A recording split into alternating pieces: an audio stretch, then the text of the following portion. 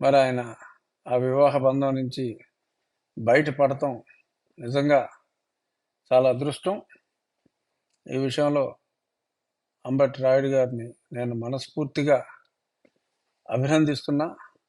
డెఫినెట్గా మరి తెలుగుదేశం టీం వారిని అభినందించినట్టుగా సోషల్ మీడియాలో చూసా. టీడీపీ అఫీషియల్ పోస్టింగ్లో వీరు తీసుకున్న ఈ టైమ్లీ నిర్ణయాన్ని వారు కూడా అభినందించడం చూసా.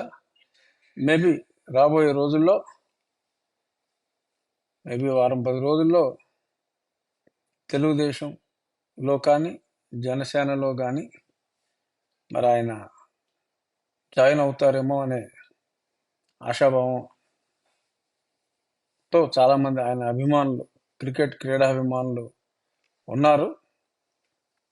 చూద్దాం మరి 10 రోజుల్లో అంబటి రాయుడు తను ఏ నిర్ణయం తీసుకుంటాడు. బట్ ఇవాళ తీసుకున్న నిర్ణయం మటుకు టాపు. అందరికీ, నాకు 6 నెలలు పట్టింది ఈ అసలు రంగు తెలియటానికి.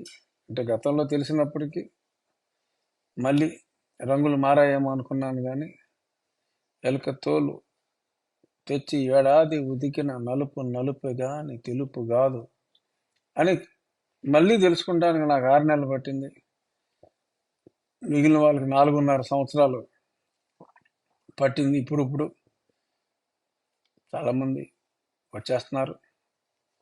కానీ ఒక అంబటి రాయుడికే 5 రోజుల 6 రోజుల అంతే, 5-6 రోజుల్లోనే మరి ఇది ఆ మహనీయుని వ్యక్తిత్వం, ముఖ్యమంత్రి గారి ఆ దాన గుణాన్ని కానీ, మరి ప్రజల్ని ప్రేమించే విధానం కానీ, మరి అవన్నీ కూడా 6 రోజుల్లోనే మరి ఈయన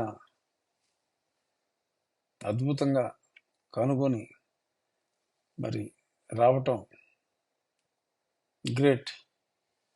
ఏదో కొంతమంది కామెంట్ చేయొచ్చు, ఏంటి ఎంతో పెద్ద బ్యాటింగ్ చేస్తాడు, 200 రన్లు కొడతాడు అనుకుంటే అసలు బ్యాటింగ్కే రాకుండానే మరి బ్యాట్ ఇరిగిపోయిందా అని ఈ రకంగా ఏదో సెల్ఫ్ వికెట్ ఏమంటారు, సెల్ఫ్ వికెట్ అదేదో పేరుందా దానికి, హిట్ వికెట్ అని అన్నారు. లేదు,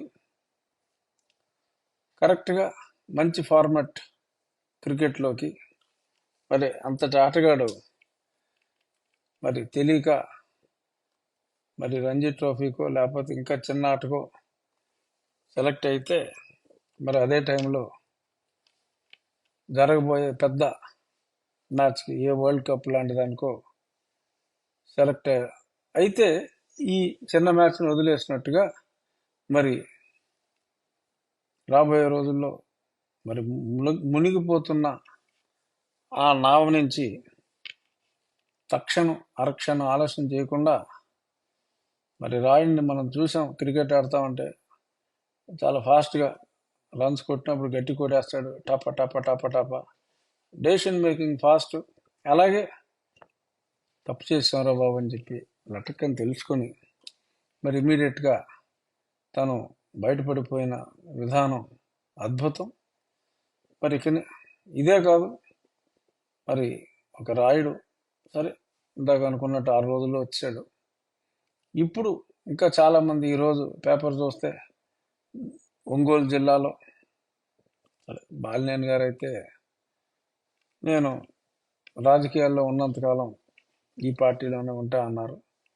మరి ఆయనకి తప్పని పరిస్థితి, తప్పు కాదు, కానీ మరి తిట్టమంటే తిట్టలేక, కట్టమంటే కట్టలేక మాగుంట శ్రీనివాసరెడ్డి గారు బయటపడిపోయారంటున్నారు. అలాగే ఆ ప్రియమిత్రుని కుమారుడు, తను కూడా నాకు ప్రియమిత్రుడే.